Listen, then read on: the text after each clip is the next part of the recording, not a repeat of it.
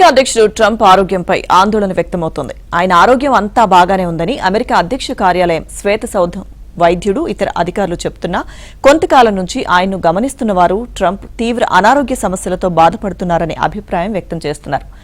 ఆయన కాలి చీలమండల వద్ద వాపు, కుడిచేతి వెనకాల కమిలిపోయినట్టుగా పెద్ద మచ్చ, ఉబ్బిపోయిన కళ్లు, రంగు మారిపోయిన పెదవులు, నడిచేటప్పుడు బ్యాలెన్స్ కోల్పోతూ ఉండడం వంటి వాటిని ప్రస్తావిస్తున్నారు.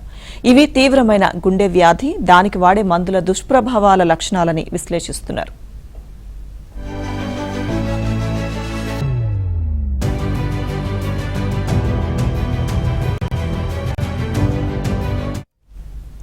ఇటీవల అలాస్కాలో రష్యా అధ్యక్షుడు పుతిన్ను ఆహ్వానించే సమయంలో ట్రంప్ కార్పెట్పై నేరుగా కాకుండా కాస్త తూలుతున్నట్టుగా అటూ ఇటూ నడిచారని గుర్తు చేస్తున్నారు. ముఖ్యంగా ట్రంప్ కుడి చేతిపై మచ్చ చర్చనీయాంశం కావడంతో శ్వేత సౌధం వైద్యుడు సియాన్ బార్బుబెల్లా ఇటీవల వివరణిచ్చారు.